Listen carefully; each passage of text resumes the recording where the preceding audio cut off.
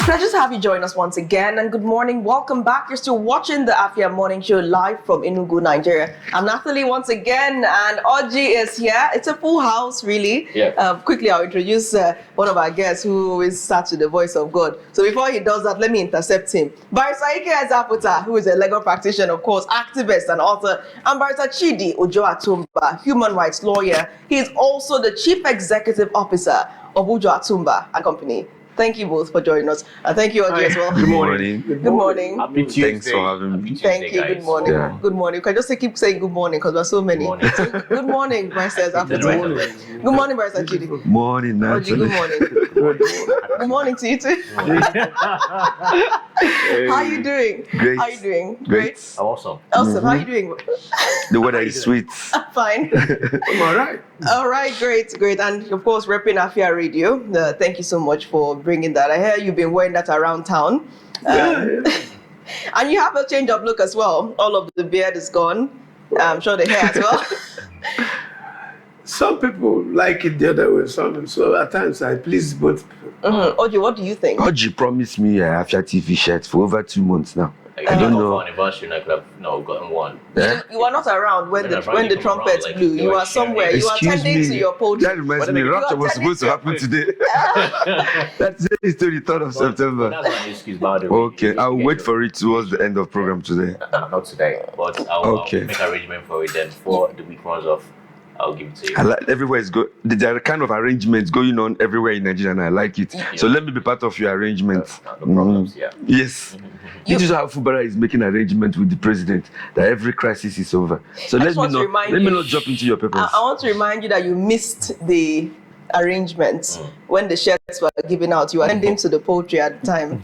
So you missed the distribution exercise. But let's talk about Barr Ezaputa's new look. Okay. Barr Chidi, what do you think about Barr Ezaputa's new look? I want to know your thoughts. It's another look of him. It depends on the one that he prefers. But me, I prefer the bears. Oh, wow. Yeah. How about you, I prefer the Oji? beers. Yes.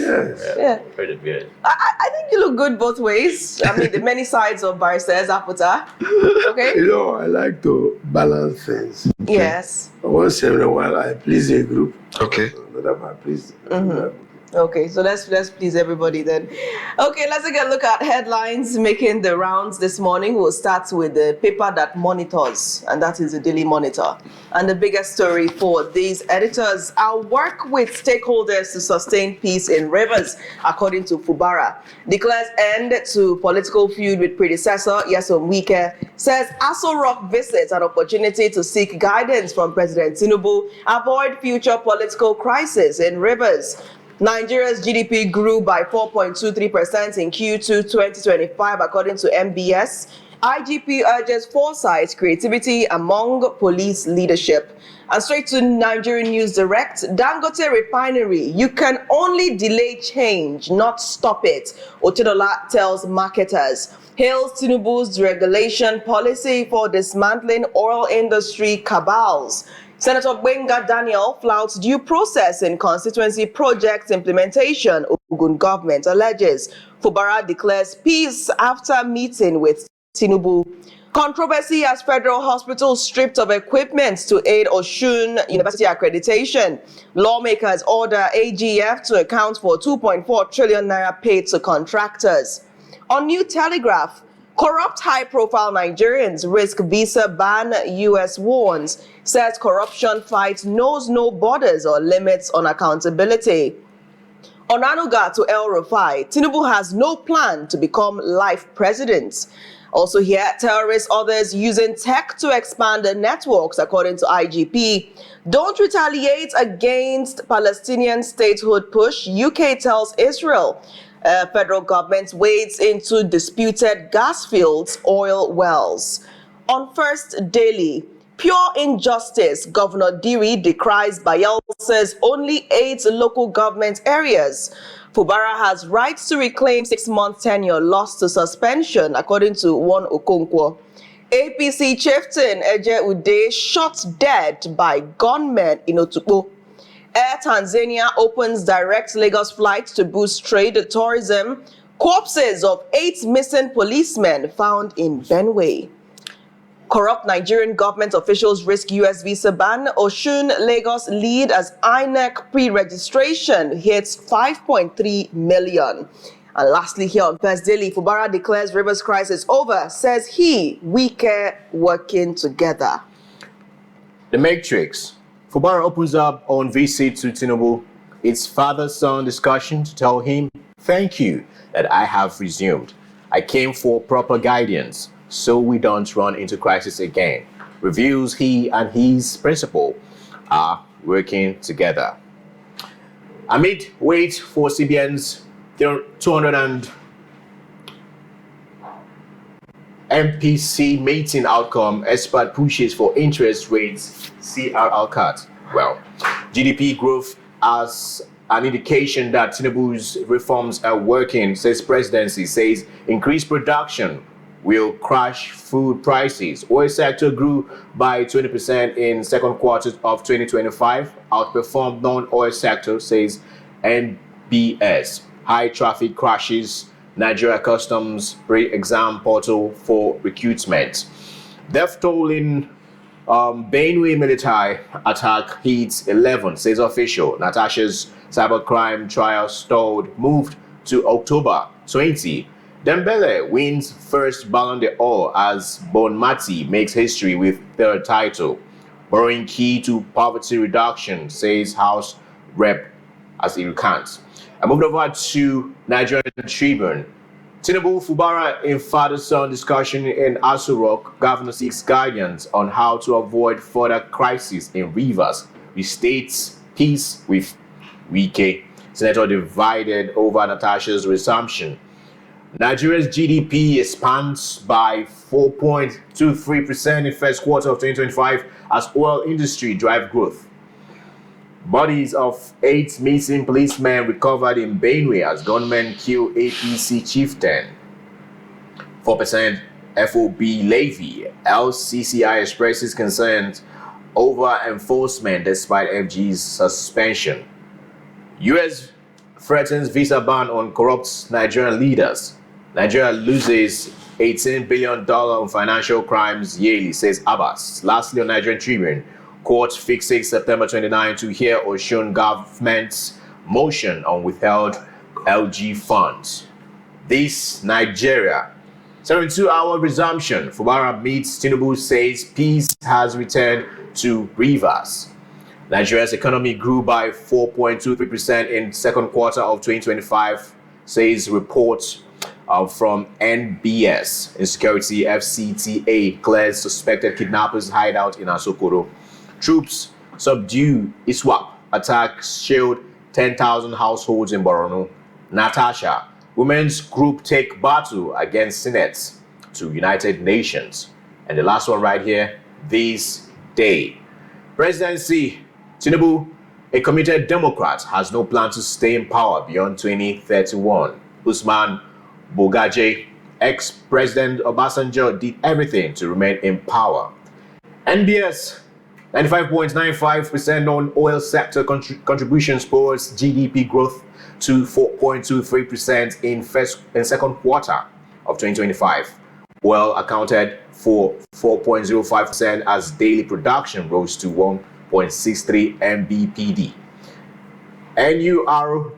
NUPRC, I beg your pardon, remits 445 billion naira to Federation account in August. Cumulative transfers hit 5.47 trillion naira.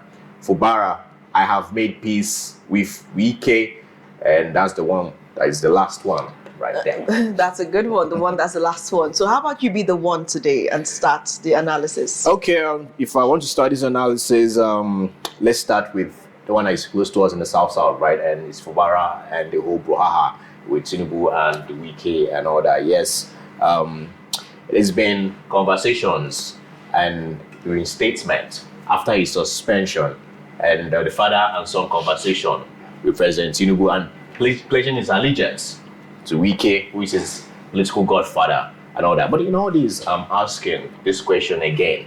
I asked it a couple of days back, and I'll ask again. Did peace literally return to Rivers State? And how will a Fubara govern a river state in his state at this point in time? No, fully well.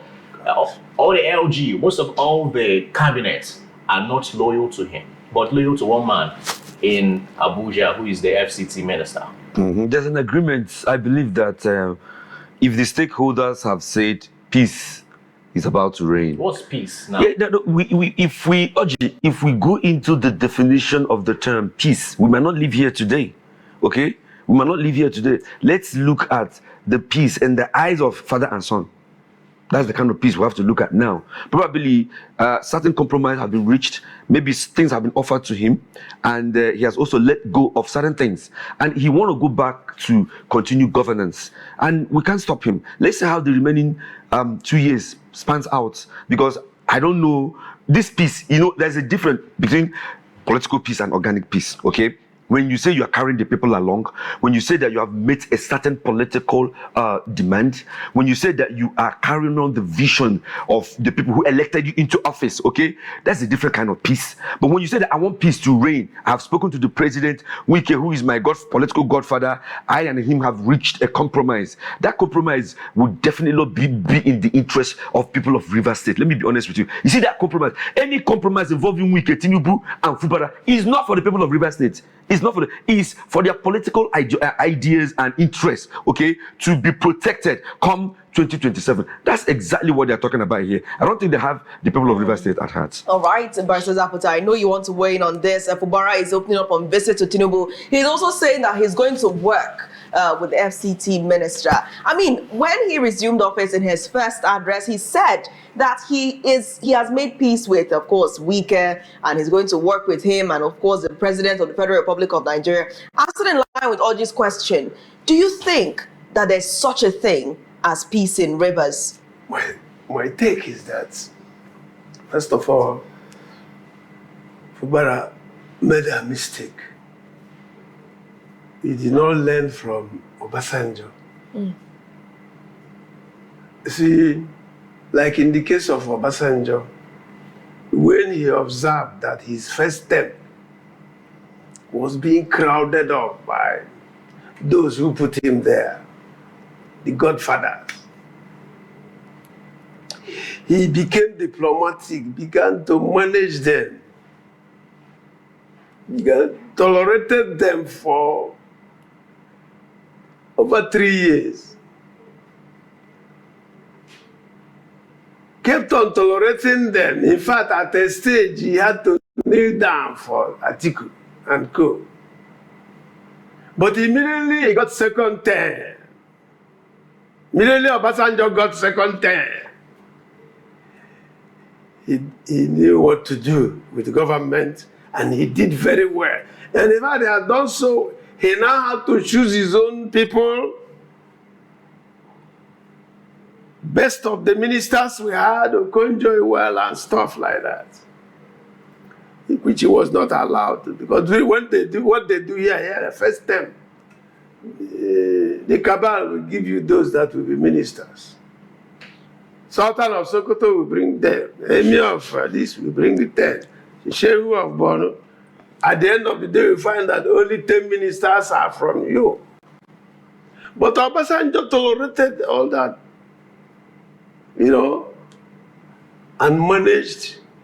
Immediately Obasanjo got second term. So Fubara was in a hurry to deal with his godfather. He was too much in a hurry. He should have established himself first. Work very hard, get the House of Assembly, work very hard, get established first. So now, he has become a ceremonial governor, and he may not be there for second term. He is not going to be there for second term if the agreement goes through. Yeah. It's a big one. It's a big one. But I would also like us to look at the case of Natasha, Barrister Chidi. Senators divided over Natasha'S resumption. Her trial on alleged cybercrime against Afia stalled, rescheduled for October 20. what do you think is going on right now? Do you think that Natasha would ever return to the Senate? And does the court have jurisdiction to actually hear this case? Yes, the court has jurisdiction to hear the case. But the problem I'm having with the Senate leadership here is that you say that Senate rules the court should not interfere in Senate rule. Based on those rules, you suspended a Senate member for 6 months, which is not written down anywhere. The 6 months has elapsed. She wants to come back, and you are still using the court you said that should not interpret the Senate rule to hold her away from participating in plenary. So I don't really understand why the Senate president is doing all this. But what probably at the end of the day, Mr. President has to wade in on this, okay? Because he's also APC, PDP, okay? He must have to wade in here, because as the whole thing is going on, no one can call Akpabio to order. That's right. No one can tell him what to do. He wants to ensure that he unleashes all he has out on Natasha, right. So and that's not good for the people of. There is also a development. We're seeing women's groups take the battle, of course, against Senate to United Nations. So some women groups are taking it up to the UN. I'm interested in this particular. Tell us your thoughts. Every third Tuesday of every September, the 193 presidents of the whole world meet at the United Nations to discuss global issues. Initially, they were doing it in alphabetical order. That is, they used to start with Afghanistan. Russia and the US used to come last because, alphabetical order. But when Trump was there during the first term, he reorganized it. They now do it according to what they say, which countries have the greatest problems. So in the last one, when he was there, he used the opportunity to talk to our former president, Buhari. He doesn't use diplomacy. He called out Buhari in the midst of 193 presidents and said, Buhari, why are you killing Christians in Nigeria? Openly. So this is another meeting, and Trump is there again. I am very happy with what those women are doing. And I want to use this opportunity to tell our women, apart from maybe Obi Ezeaputa and Aisha Yusuf, the way our women are keeping quiet about this Natasha'S issue, I don't like it. We go to the Senate, National Assembly, only 3 women are there. Look at Rwanda, go to other countries and see how far women have moved. And the general rule is that any country or community where you go, where women are kept behind, that community or that country doesn't move forward. Look at what is happening in northern Nigeria. 50% of what is happening there because they don't even allow their women to talk. So please, I'm happy that this matter has gone to the United Nations. And I wish other people, other women of the world will come out and condemn what is happening to Natasha. Right. Oji, go ahead. Is Pachaki playing a role here?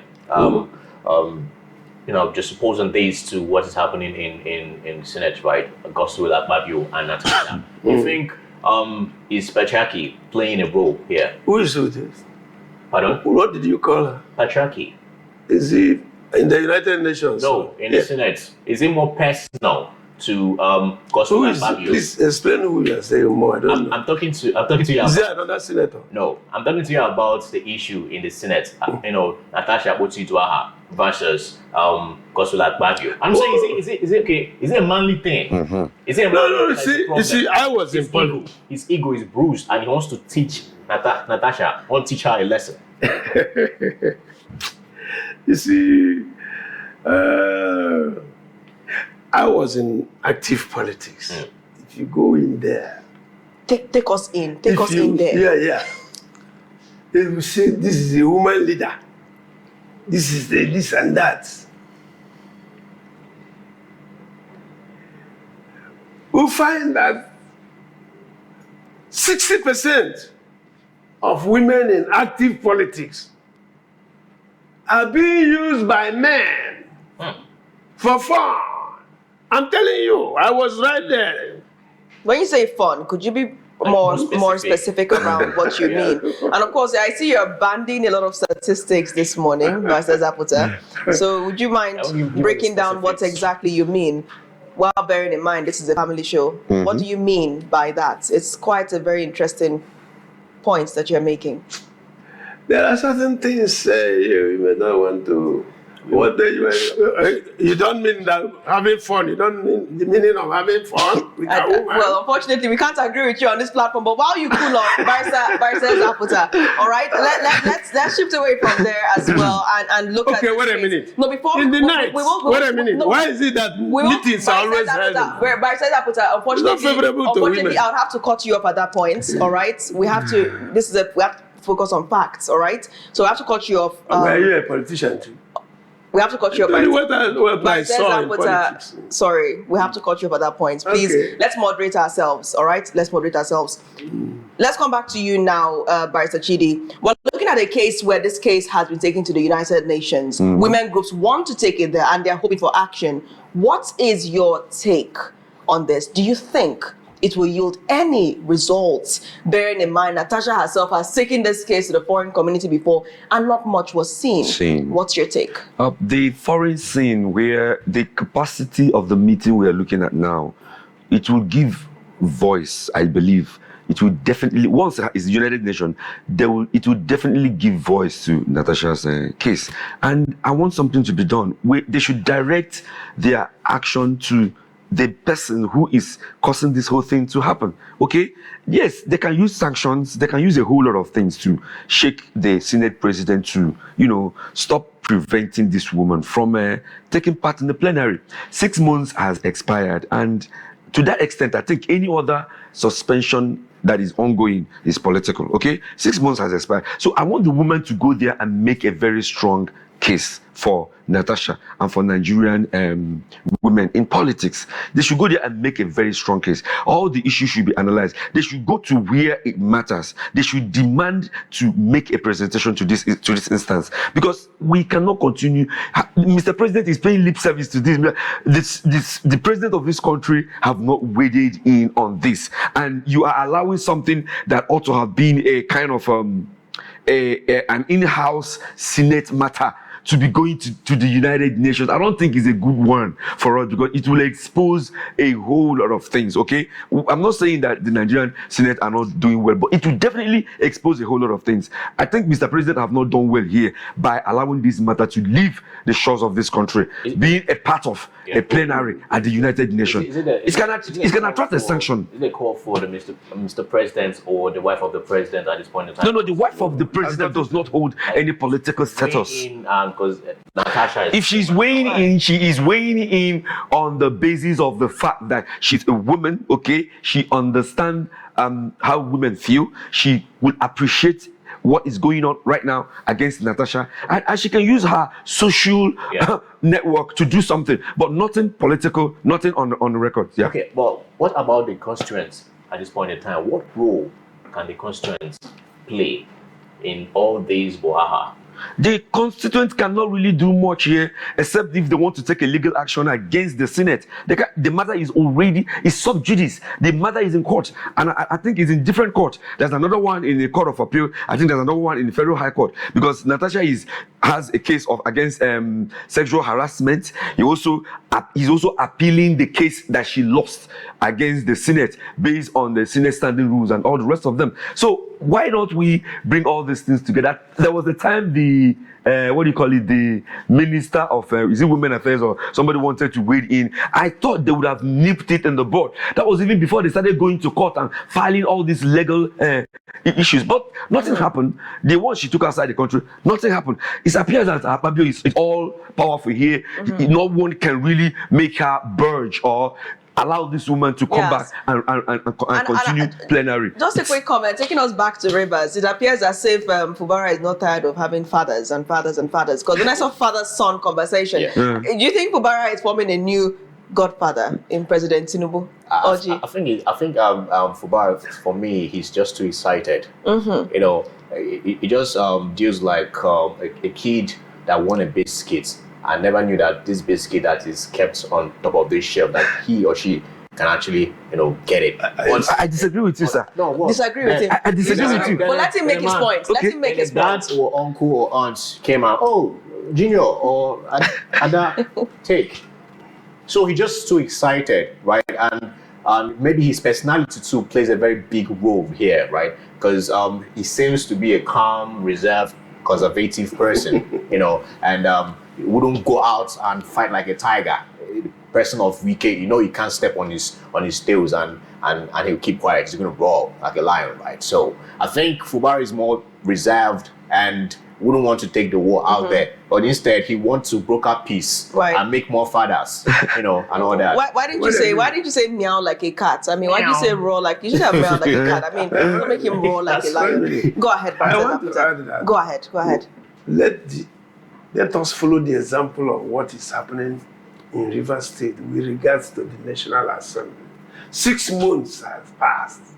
Let them, in the case of Fubara, nobody is talking about the cases in court again. Let Senator Ababio stop all this. I don't want to use some language here.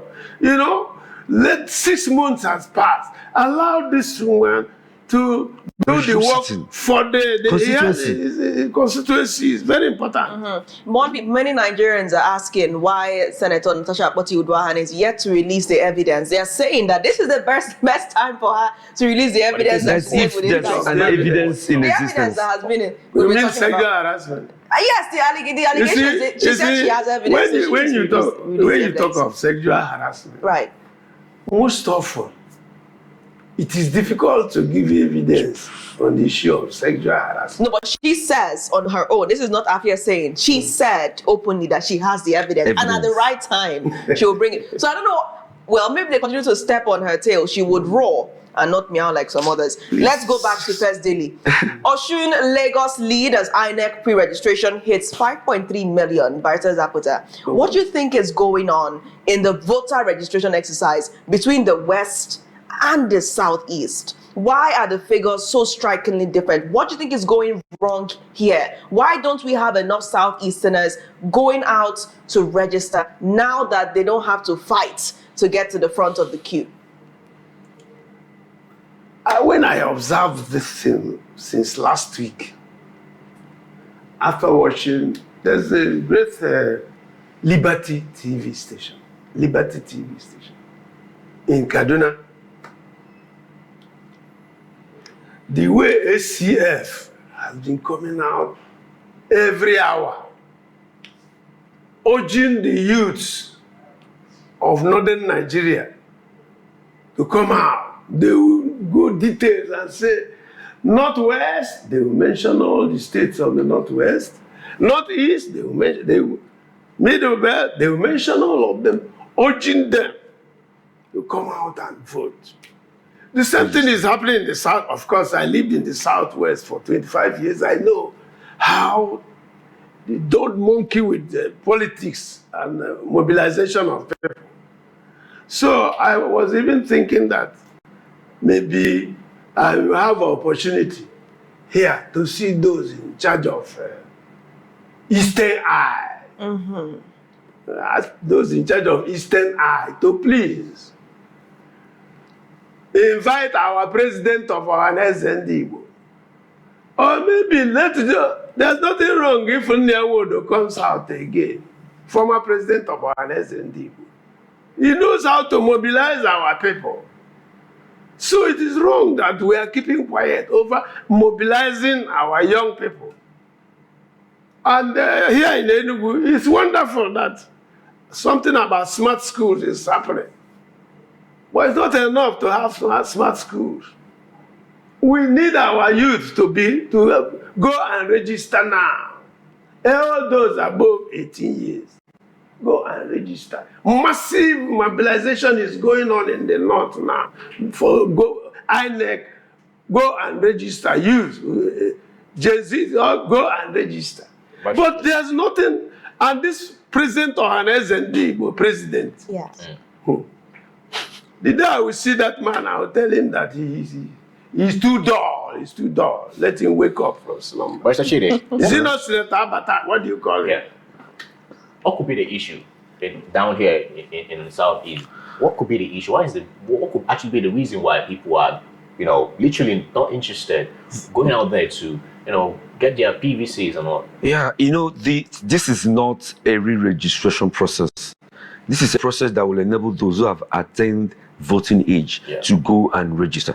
So they're not marketing it very well. Voter apathy is also something to worry about. So whose job is it to market it? What is INEC doing? It's not about engaging stakeholders. When is INEC going to come out? INEC is already doing the sensitization. They cannot do more than that. Where did you hear the INEC message? I've seen it on papers. I've heard it over some radio that it's time to go out and register, more especially for those who have attained voting age. Okay, but INEC is not enough. INEC cannot do it now. If you go to other areas where there are increased registration activities, you find out that community leaders are working hand in glove with INEC. Okay, traditional leaders are working.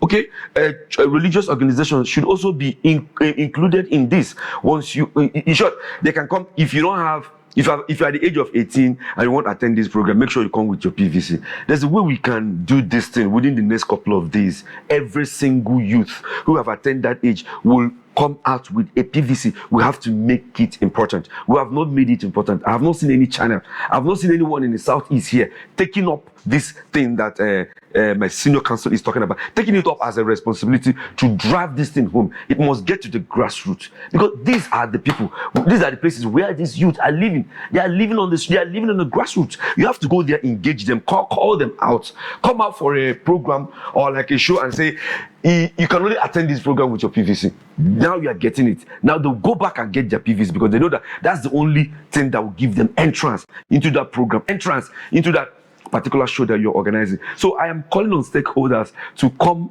to wake up and engage the youth, more especially politicians. They are the ones who need your vote. So if you are an aspiring politician, take up a program, look at a community that you can mobilize. If you're a traditional ruler, if you're a pastor, if you're an imam, if you're a teacher, ask those who have attained the age of maturity, the age of 18, have you got your PVC? It's very, very important that we drive this thing home. All right. Thank you so much for joining the program today, Barrister Chidi, and of course, Barrister Ezeaputa. And I'd like to throw this to you because you are also a part of the newspaper review. Now, on Nigerian Tribune, we're seeing U.S. threatens visa ban on corrupt Nigerian leaders. What do you think?